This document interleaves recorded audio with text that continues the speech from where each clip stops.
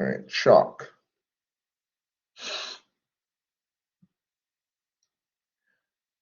The National EMS Education Standard Competencies for this particular chapter will focus on shock and resuscitation.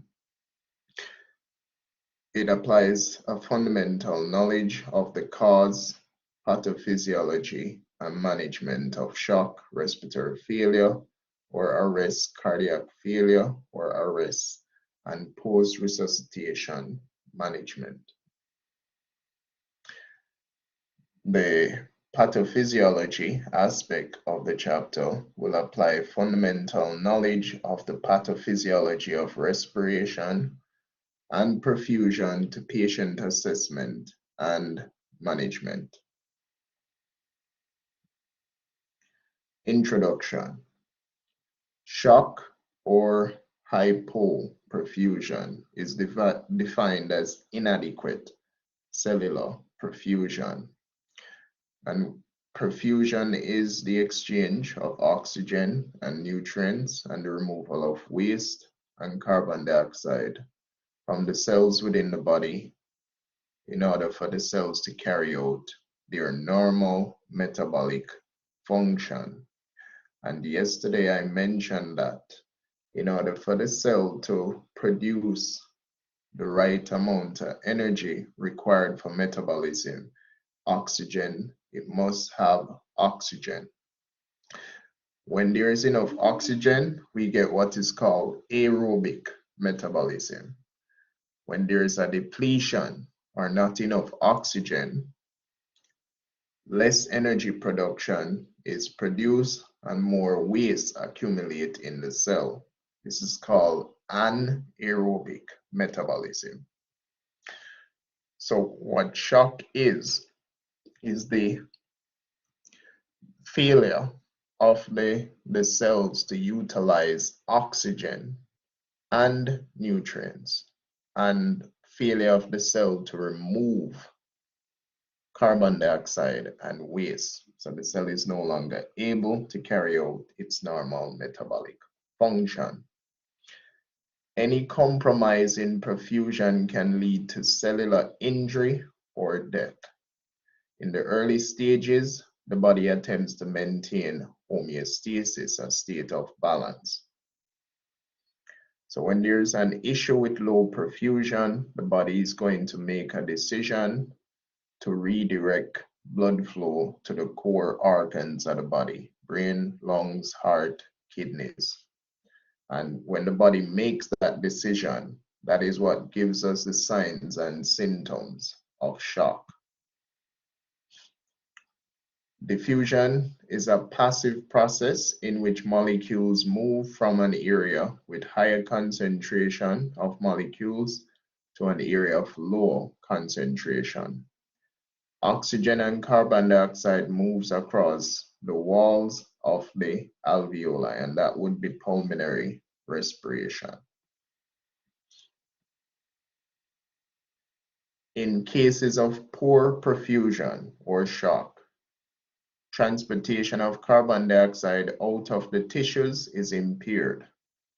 It results in a dangerous buildup of waste products, which may cause cellular damage. Shock is a state of collapse and failure of the cardiovascular system that leads to inadequate circulation. And there are various types of shock, but regardless of the type of shock, if it's not corrected, eventually the cardiovascular system is going to fail. Shock can kill a patient if present, so the ability to recognize that shock is present early is important to the patient's survival. So early recognition can save lives. Requires immediate recognition and rapid treatment. So once you identify shock, you need to ensure that you're doing what you can within your scope of practice for that patient to give them the best chance of survival. The cardiovascular system consists of three parts. You have the pump, which is the heart, set of pipes, which is the blood vessels or arteries, and you have the contents, which is the blood and the plasma. So that's the fluid. These three components make up what is referred to as the perfusion triangle. So all of these components must be working effectively, and the respiratory system must be working properly for us to get proper perfusion, or for a patient to have proper perfusion or good perfusion. So you need to be familiar with the components of the cardiovascular system and how these components function. So the cardiovascular system consists of three parts: the pump, the heart, the container, the vessels, and the contents, the blood and plasma. The blood carries oxygen and nutrients through the vessels to the capillary beds, where they diffuse into the tissue. In exchange, waste products diffuse into the bloodstream, and it's a closed network. The perfusion triangle. When a patient is in shock, one or more of the three parts is not working properly. So shock can be attributed to pump issues, whether that problem is direct or indirect.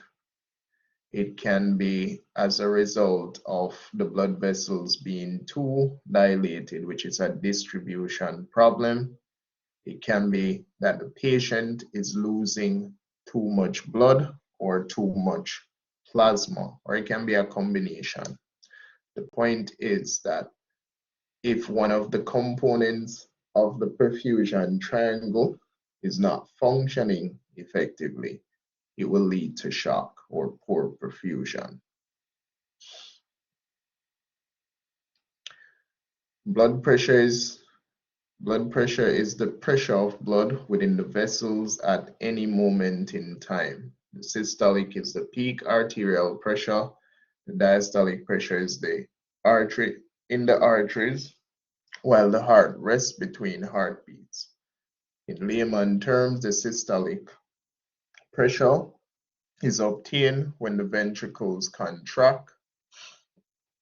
The diastolic is when the ventricles relax.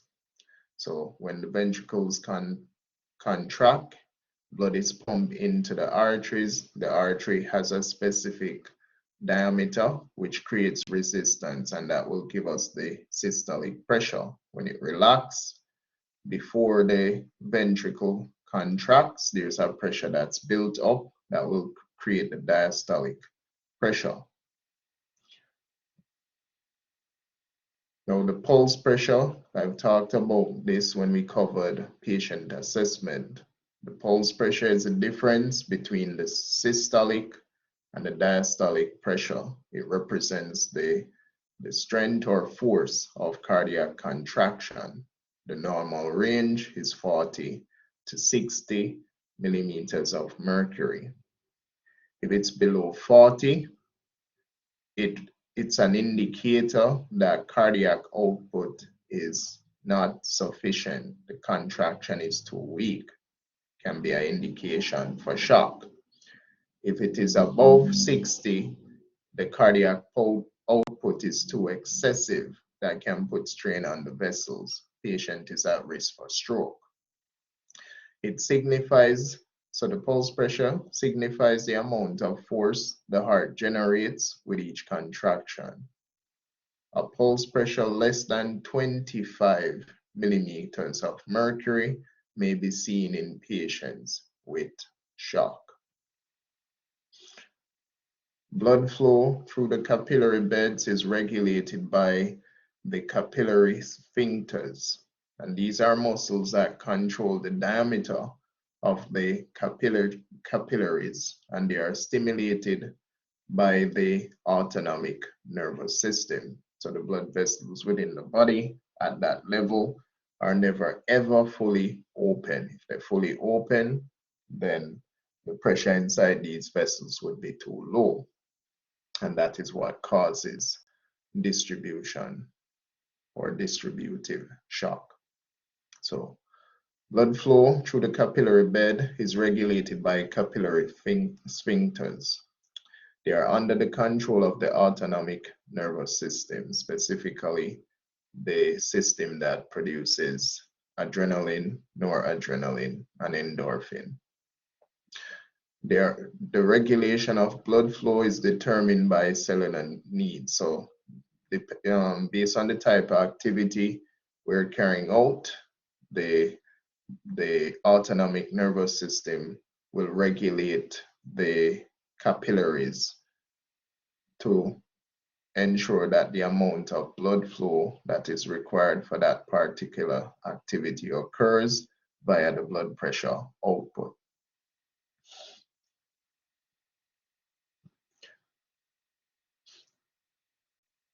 Perfusion also requires adequate oxygen exchange in the lungs, nutrients in the form of glucose in the blood, waste removal primarily through the lungs. Mechanisms are in place to help support the respiratory and cardiovascular systems when the need for perfusion of vital organs is increased. It includes the autonomic nervous system and hormones. So if the blood pressure is not sufficient within the body to pump blood to the core organs and the rest of the body, the autonomic nervous system will be activated. And the first place that the body senses there is an issue is when the blood pressure that is supporting the kidneys is not sufficient. So if there is low perfusion to the kidneys, then the body is going to start producing adrenaline and noradrenaline, or epinephrine, norepinephrine. When the body starts to produce noradrenaline, which is the first one to come out, so noradrenaline is the first one that comes out. When that comes out, it will stimulate specifically the blood vessels. So it stimulates the blood vessels and causes the blood vessels to constrict. Blood vessels have alpha receptors inside of them. So it stimulates the alpha receptors, blood vessels constrict, the body is trying to increase the blood pressure that is too low. After noradrenaline or norepinephrine comes out, then the body will produce adrenaline or epinephrine. And the purpose of epinephrine coming out after is to sustain the effects of noradrenaline. So epinephrine will affect the lungs, it will affect the heart primarily. So it primarily affects the lungs and the heart, and it can have some effects on blood vessels as well. But primarily it's the heart and lungs. When epinephrine or adrenaline comes out, if it stimulates the beta receptors within the lungs, so you have beta 2 receptors in the lungs. When it stimulates the lungs, it will open up the air passage so that more oxygen can be taken into the body. When epinephrine stimulates the heart directly, which is beta 1 receptors, it will increase all the functions of the heart. So the strength of contraction will be increased, the rate of electrical conduction is going to increase, and the rate of contraction will increase. And that will help to maintain a blood pressure that is sufficient to keep the core organs perfused. Now, hormones are triggered when the body senses pressure falling. This will, when the hormones are produced, this will cause an increase in the heart rate, just explained that. Strength of cardiac contraction and peripheral vasoconstriction. So the first thing the body does when the blood pressure is too low is constrict the blood vessels within the body. that don't work, or if that needs to be sustained, then the body will produce hormones that will affect the lungs and the heart. This response causes all the signs and symptoms of shock. So you don't need to SWOT the signs and symptoms of shock. You need to understand the pathophysiology. If you understand the pathophysiology, you know what to look for. Many different shocks result from three basic causes: pump failure, poor vessel function, low fluid volume.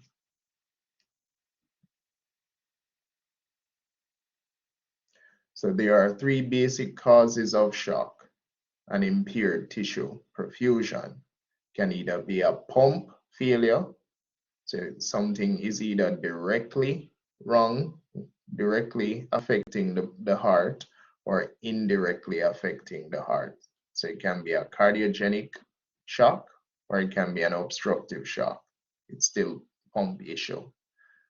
It can be as a result of low fluid volume, and this can be linked to excessive blood loss or excessive plasma loss as a result of severe burns or severe diarrhea or severe vomiting.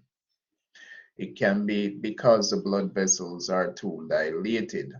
So something is causing the blood vessels to open up too much. That's a distribution problem, distributive shock.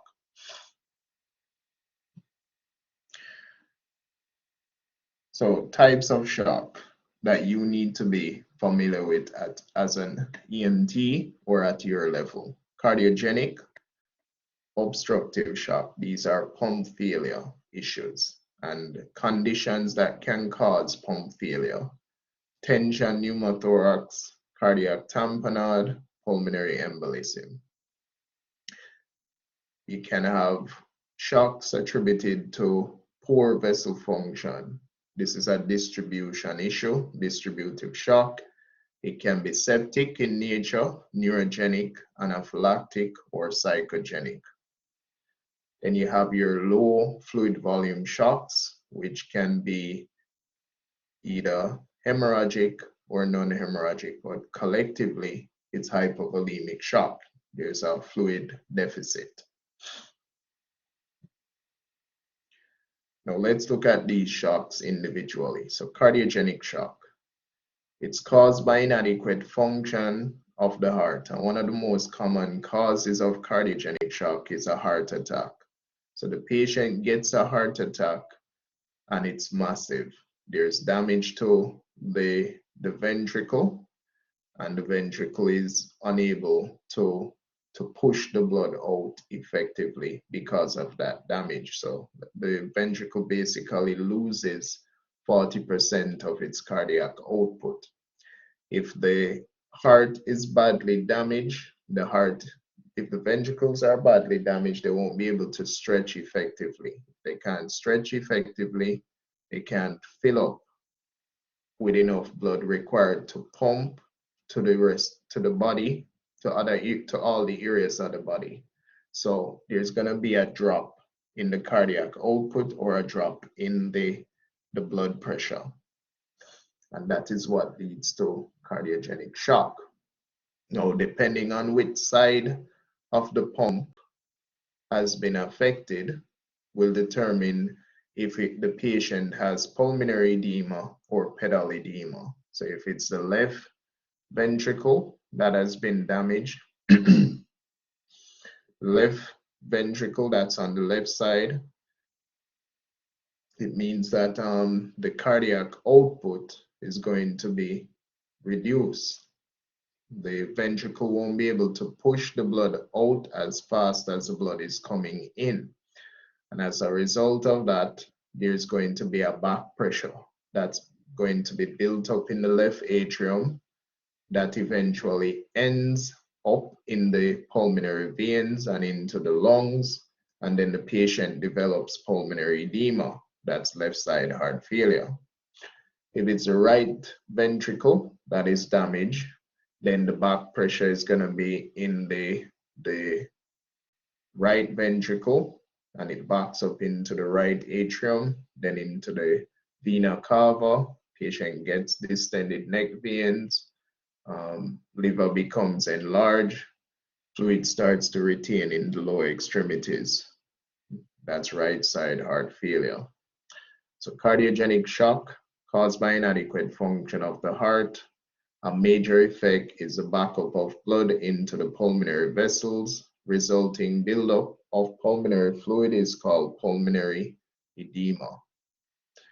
And once your patient has pulmonary edema, the patient now has a respiratory problem. If you don't listen to the lungs, you're not going to know that.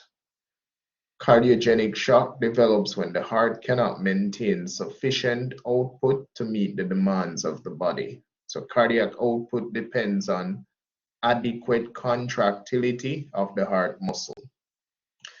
There must be enough blood and there must be enough resistance. So for the heart to function effectively, it must be able to contract. And for it to be able to contract effectively, it must have a good preload pressure. So there must be enough blood flowing into the heart to stretch it to contract. And then there must be good resistance. So when the blood actually leaves the heart, the blood vessels must have good tone to create the resistance required for that blood to be pushed to the areas that it needs to go to within the body. Now, cardiogenic shock is direct damage. Obstructive shock is something is obstructing the heart ability to stretch and pump blood effectively. So it's referred to as obstructive shock. Caused by mechanical obstruction that prevents an adequate volume of blood from filling the heart chambers. And the three most common examples of obstructive shock is going to be a cardiac tamponade, tension pneumothorax, and a pulmonary embolism. So a cardiac tamponade, this is a collection of fluid between the pericardial sac and the myocardium. It can be pericardial effusion, which is a small amount of fluid, or it can be a pericardial tamponade, which is a large amount of fluid. It can be caused by blunt or penetrating trauma. It is more common with penetrating trauma though. And the signs and symptoms are referred to as Beck's triad. Patient is going to have distended neck veins, the heart sounds are going to be muffled, and the blood pressure is going to be low, and the pulse pressure is going to be very narrow. So basically, the membrane around the heart, whatever the mechanism is or the illness, the nature of illness is, it is causing fluid or blood to collect in that space between the membrane and the heart tissue. And that space, once it fills up with fluid or blood, the heart is not able to stretch to fill properly with blood, so the cardiac output is compromised. And this results in obstructive shock. Because there is something affecting the heart's ability to stretch, a back pressure will also be created. And that will cause the distended neck veins. Because there is fluid or blood over the heart, when you listen to the heartbeat, it's going to be muffled. Because the cardiac output is insufficient, when you obtain a blood pressure for this patient, the blood pressure is going to be low and the pulse pressure is going to be very narrow.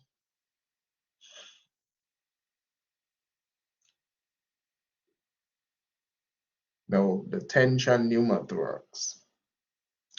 Tension pneumothorax is caused by damage to the lung tissue. Here, normally, held within the lung escapes in the chest cavity. So there is damage to the lung tissue, and air starts to collect in the pleural space. As that air builds up, it causes the lungs to collapse. If the air cannot be removed, the collapsed lung is going to cause the lining around the lungs to expand to the point that it starts to cause the structures in the mediastinum to shift. And the structures in the mediastinum is the heart and the major blood vessels. So there is some compression that is created on the heart muscle. Once the collapsed lung starts to create compression on the structures within the mediastinum, you now have a tension pneumothorax. That's what a tension pneumothorax is. If it's not causing these structures to be compressed, it's not a tension. Now, just like the blood, the air that is expanding the lining and causing the shifting is creating compression on the heart. Therefore, the heart does not have adequate room to stretch.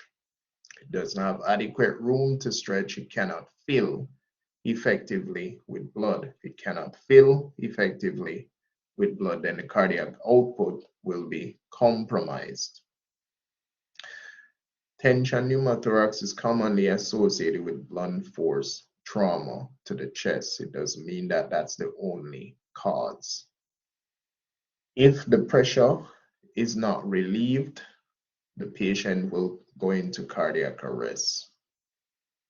Now, because it's an issue with the lungs, the patient is going to have abnormal lung sounds on the affected side.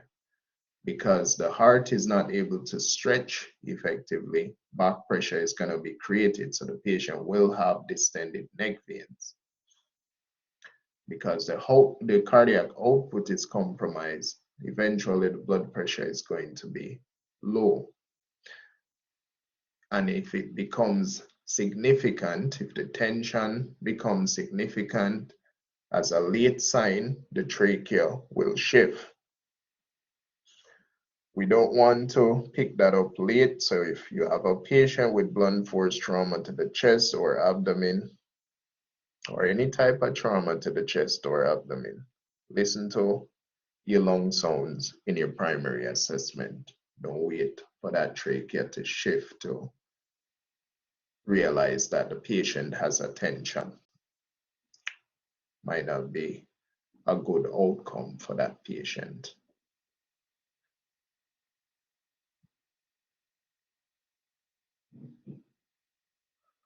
Now, the pulmonary embolism. This is a blood clot that blocks the flow of blood through the pulmonary vessels, and it usually comes from the venous system, lower extremities. For whatever reason, maybe the patient is on birth control, maybe the patient is on a long flight, maybe the patient is recovering from an illness and is bedridden, maybe the patient recently did some surgery on their lower extremity or pelvic area, but the clot comes from the venous system. So this is a clot that is going to travel through the venous system and end up in the right side of the heart, specifically the right ventricle, and then is pumped up into the pulmonary artery, and it can either block the left pulmonary artery or the right pulmonary artery, or it blocks both pulmonary arteries.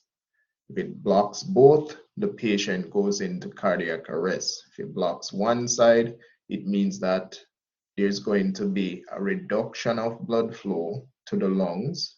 So if less blood is going to the lungs, less blood will return from the lungs to the left side of the heart to be pumped to the rest of the body. So the cardiac output is going to be compromised. Hence, it's an obstructive shock. So a pulmonary embolism is a blood clot that blocks the flow of blood through the pulmonary vessels. If massive, it can result in complete backup of blood in the right ventricle, and it can lead to catastrophic obstructive shock and complete pump failure. So we have completed or finished looking at the shocks that are associated with a pump: cardiogenic and obstructive. And obstructive can be caused by cardiac tamponade, tension, pneumothorax, or pulmonary embolism. Now let's look at distributive shock. Distributive shock is specific to the blood vessels within the body, and it's usually the smaller blood vessels, the arterioles, the venules, or both. And the main issue is these blood vessels are too dilated. There is widespread vasodilation, and once the blood vessels open up too much, it causes a drop in pressure within these blood vessels. So distributive shock results from widespread dilation of small arterioles, small venules, or both. The circulating blood volume pools in the expanded vascular beds, and tissue perfusion decreases. Now, this distributive problem, it can be caused by infection, it can be caused by spinal damage, it can be caused by fainting, something that causes blood flow to be temporarily interrupted, and it can be caused by a severe allergic reaction that becomes systemic. And the cause, the type of cause will dictate the type of symptoms. Very important. The type of cause dictates the type of signs and symptoms, but the ultimate issue is the blood vessels are too dilated. So septic shock. Septic shock occurs as a result of severe infections in which toxins are generated by bacteria or by infected body tissues. So a bacteria enters the body, and the bacteria becomes systemic. When it becomes systemic, it's going to cause damage to the vessel walls, and the permeability of the blood vessels increases, and there is widespread vasodilation of these vessels, which causes a massive drop in the blood pressure. The vessel walls will also leak, and they are unable to contract well. Now, because it's a bacteria and an infection, once bacteria is in the body is going to increase its temperature. So the patient's body temperature goes up, because that's a way in which the body fights the bacteria. So high fever is associated with septic shock. However, there are some geriatric patients in which their immune system and their inflammatory response is not effective anymore, and they don't have a fever, but they still have septic shock.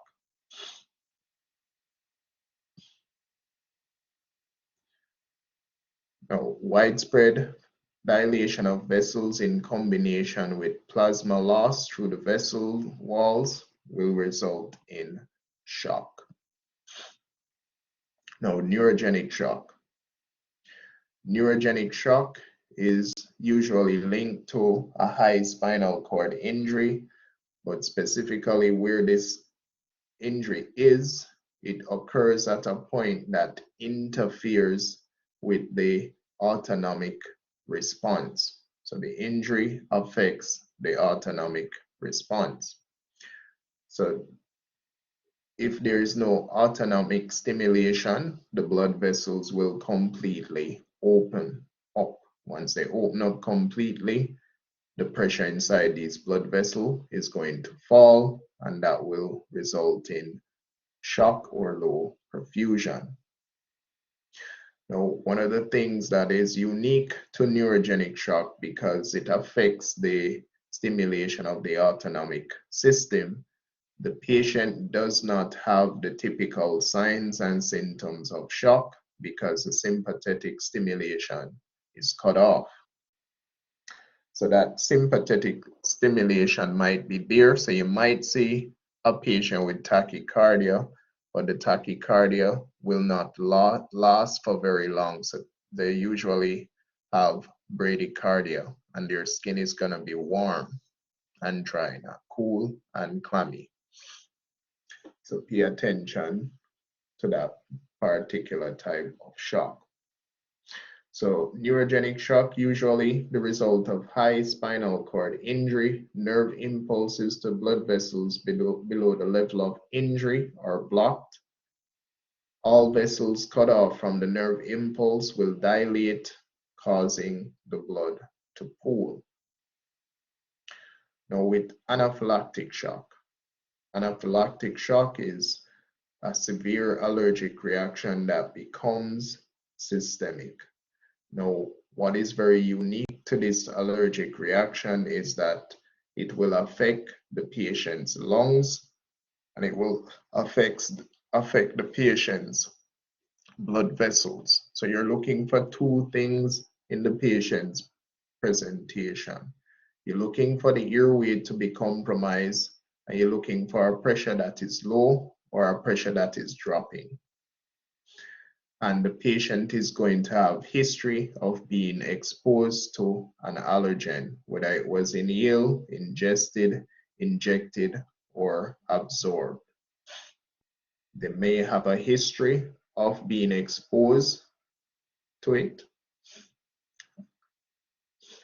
and the exposure doesn't necessarily produce allergic reaction or signs and symptoms of an allergic reaction.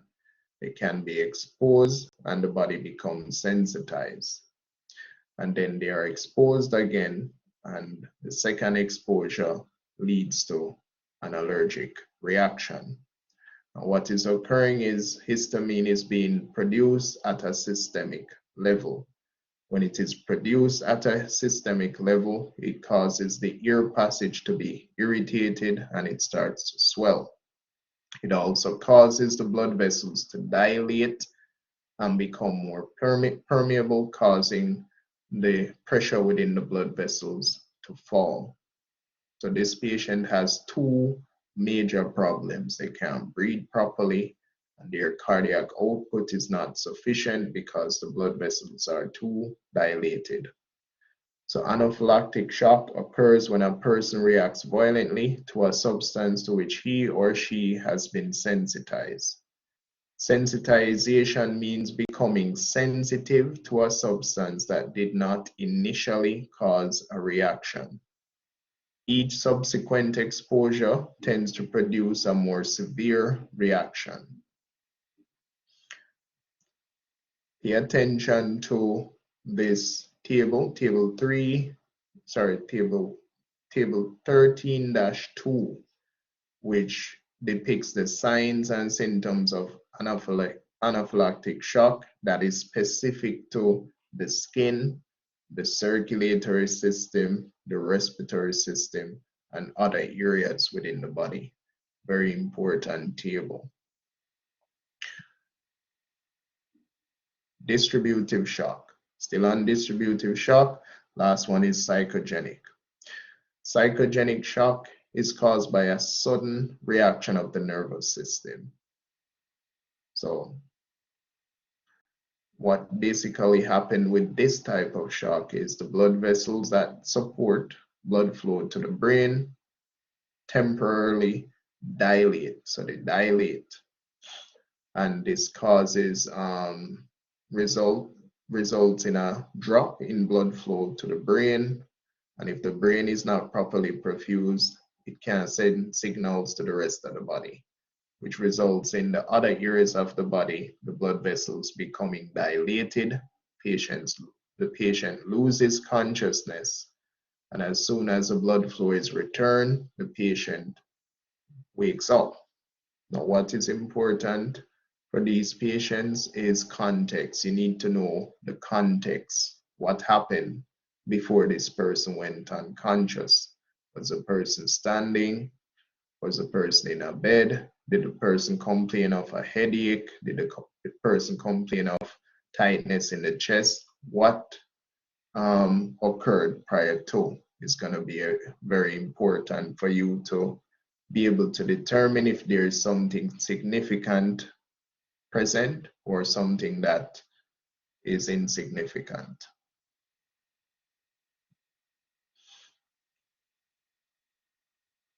So continuing with psychogenic shock, life-threatening causes include irregular heartbeat and brain aneurysm. Non-life-threatening events include the receipt of bad news or experiencing fear or unpleasant sights such as blood.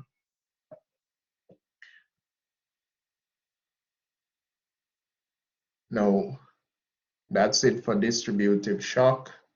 Let's look at hypovolemic shock. So distribution is specific to the blood vessels. Something is causing the blood vessels to be too dilated. Can be a bacterial infection that is systemic, can be a spinal injury, it can be temporary dilation of the blood vessels, or it can be an allergic reaction that is systemic. Now, hypovolemic shock, there is fluid deficit. So there is either not enough blood or not enough plasma present, and that will affect cardiac output.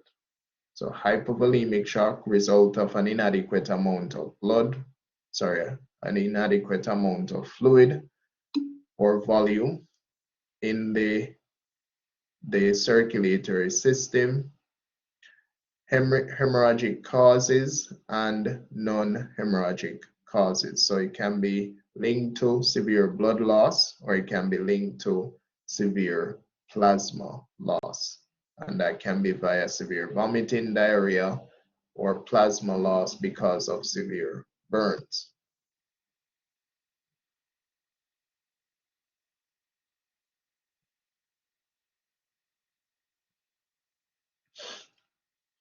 Now, stages of shock progression. Let's look at the progression of shock. Compensated shock. This is the early stage when the body can still compensate for blood loss. Usually if the body is trying to compensate for blood loss, things tend to go, pulse tend to go, respiration tend to increase during this time.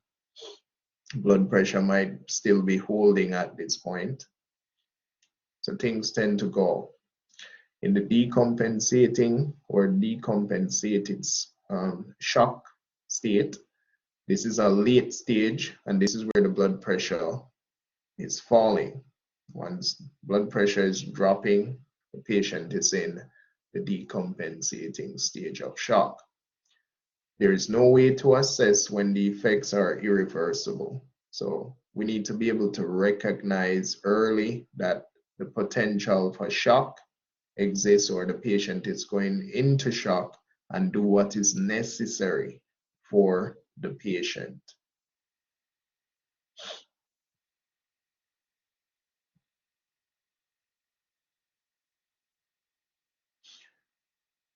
All right, this table 13-3, very important table that outlines the signs and symptoms of the compensated stage of shock and the signs and symptoms linked to the decompensated stage. You as an EMT need to be able to differentiate the difference. Very important.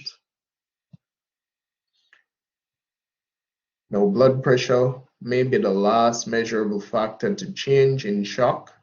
When a drop in blood pressure is evident, shock is well developed.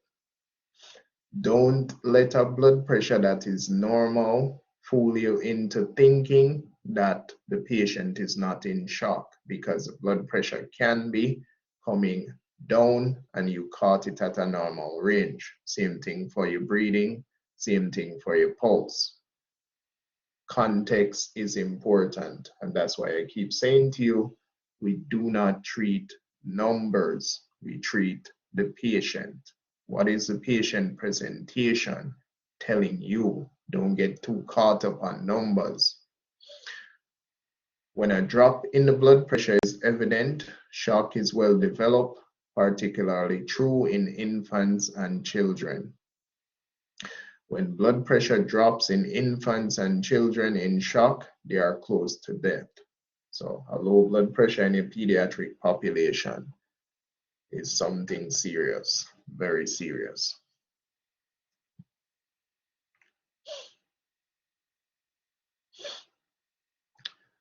Also expect shock if a patient has any one of the following conditions: multiple severe fractures, abdominal or chest injury, spinal injury, a severe infection, a major heart attack, anaphylaxis. Now let's look at the patient assessment application. So start with your scene size up. Ensure that your scene is safe for you and your crew members. Take the appropriate standard precautions for yourself and your team. Determine how many patients you have present on location. Consider the MOI or NOI. Consider the need for additional resources. So in your scene size up, be alert to potential hazards to your safety. Use gloves and eye protection for trauma scenes, or if bleeding is suspected, consider the mechanism of injury or the nature of illness. After you have completed your scene size up, you will perform your primary assessment. Perform a rapid exam, determine the level of consciousness, identify and manage life-threatening concerns, determine the priority of the patient, and transport. So you're going to form a general impression of the patient and the environment. Then you're going to ascertain the patient's level of consciousness. Based on their interaction, you're going to determine if their airway is patent or not. If it is not patent, you do what is required to keep it patent. If the airway is closed, you will position it. Position, ensure it's clear, look, listen, feel. Simultaneously check for a pulse if the patient is not communicating. If there is no chest rise and a pulse is present, check the rate, rhythm, and strength of the pulse. Then decide what is the most appropriate airway adjunct required and start your positive pressure ventilation. Once you have initiated that, hand over to your partner and then continue your assessment. If the patient is unresponsive and you check for breathing and breathing is present, assess the breathing first, rate, rhythm, quality, and depth of breathing, and then decide whether or not your patient have a ventilation, oxygenation, or respiration issue and address it appropriately. Then you move on to your circulation assessment, where you check for bleeding, check your pulse, you check skin color, temperature, and hydration. Once you have completed your ABCs, at this point, you should be able to determine if what your patient's GCS is, whether or not you need to do a rapid scan or a focus, whether or not this is a patient that you can stay and play with, or this is a load and go. You should be able to answer all of those questions. Once you have made your decision based on priority, and you package your patient, if your patient is talking to you, ask questions at that time while your partner get vitals. If the patient is not talking to you, do your vital signs. What are your vital signs telling you? What can people tell me about this patient? What are the physical findings? While en route, you continue to reassess your patient. Notify the receiving facility, do your proper documentation. That's your assessment. So, provide high flow oxygen to assist in perfusion, but that must be guided by proper assessment findings. For hypoperfusion, treat aggressively and provide rapid transport. So give oxygen as needed, keep your patient warm, nothing by mouth. So nothing by mouth if your protocol allows IV access and fluids. Request advanced life support, ALS, as necessary. In your primary assessment, form a general impression of the patient and the environment. Assess the airway to ensure it is patent. Assess breathing. Identify issues with ventilation, oxygenation, and respiration. Manage appropriately. An increased respiratory rate is often an early sign of impending shock. Assess the patient's circulatory status. A rapid pulse suggests compensated shock. So when the blood pressure falls, the pulse rate increases. In shock or compensated shock, the skin may be cool, clammy, or ashen, or they may have mottled skin in the decompensating phase. Assess for and identify any life-threatening bleeding and treat it at once. Determine if the patient is high priority, if ALS is needed, and which facility to transport to. Transport patients with shock or a suspicious MOI generally should go to a trauma center. And a trauma center doesn't mean that it's specific to trauma patients. Yeah, a trauma center, depending on the level, will have all of the specialties that a patient requires. Depends on the level of that trauma center. So again, after you've completed your ABCs, you should know what your patient's GCS is. If you don't at that point, you should be ensuring that you complete that task. You should know if you need to do a rapid scan or a focus. And you should know if your patient is a load and go or a stay and play. Now, once we have packaged the patient and get the patient in the back of the unit, doesn't necessarily have to be in the back of the unit. It depends on whether or not the patient is a load and go or stay and play. Once your patient is talking to you and you have completed your ABCs, start getting some information while your partner do your vitals. The vitals that your partner is doing at that time is to compare to your primary assessment findings. That comparison will tell you if your interventions are working or not. So in the history taking, determine the chief complaint, obtain a sample history. Remember your OPQRST gets information on the presenting issue. So don't leave that out if it's necessary.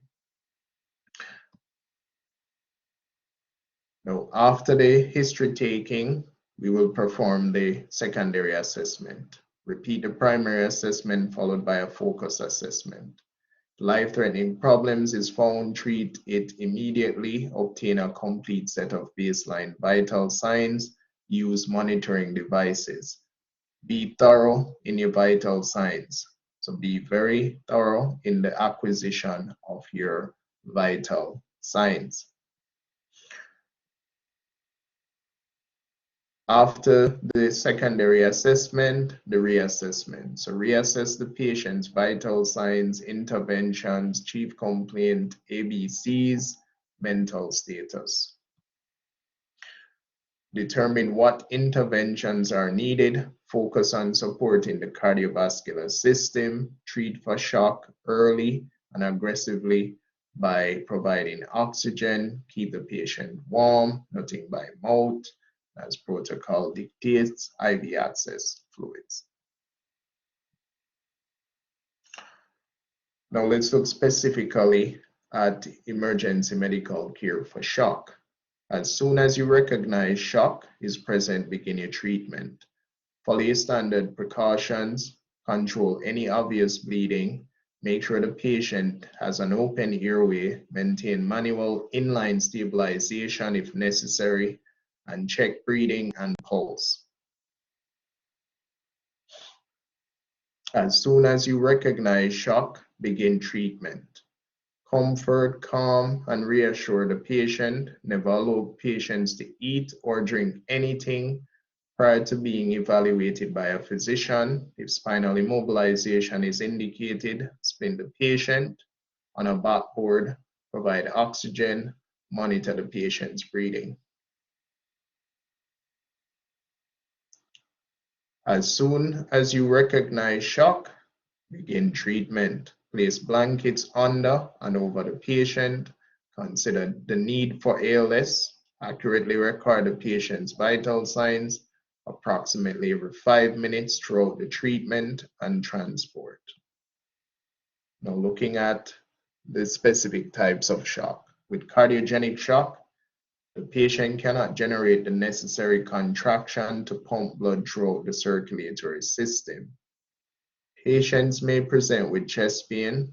Patients in cardiogenic shock should not receive nitroglycerin if they are hypotensive. Patients will usually have a low blood pressure, weak, irregular pulse, cyanosis about the lips, underneath the fingernails. They will be anxious and they will have nausea. Place the patient in a position that eases breathing as you give high flow oxygen. Assist ventilations as necessary. Provide prompt transport. Consider meeting ALS en route to the hospital. For cardiac tamponade, increasing cardiac output is the priority. Apply high flow oxygen. The patient is going to need surgery. That's the definitive treatment. For attention pneumothorax, apply high flow oxygen to prevent hypoxia. Chest decompression is required. Ask for ALS early in a call if available. Do not delay transport. Treating septic shock, hospital management is required. Use standard precautions and transport. Administer high flow oxygen. Ventilatory support may be necessary. Use blankets to conserve body heat. Notify sepsis team if available, and most protocols now have sepsis team and sepsis response. When treating neurogenic shock, emergency treatment, obtain and maintain proper airway, provide spinal immobilization, assist in adequate breathing, conserve body heat, ensure the most effective circulation, transport promptly. For anaphylactic shock, the patient is going to need epinephrine. That's the treatment that can reverse the airway issues and the distributive issues. So administer epinephrine, promptly transport the patient, provide high flow oxygen and ventilatory assistance en route. A mild reaction may be worsened suddenly. Consider requesting ALS backup if available. And for psychogenic shock, in an uncomplicated case of fainting, once a patient collapses, circulation to the brain is restored. Psychogenic shock can worsen other types of shock. If the patient falls, check for injuries. If the patient reports being unable to walk after a fall, suspect another problem, transport the patient promptly. When treating hypovolemic shock, control all obvious external bleeding, keep that patient warm, recognize internal bleeding and provide aggressive support, secure and maintain the airway and provide respiratory support, transport as rapidly as possible. When treating shock in older patients, it's important to note that older patients have more serious complications than younger ones. Illness is not just a part of aging. Many older patients might be on medications that can either mask or mimic the signs and symptoms of shock. And that would bring us to the end of this particular chapter.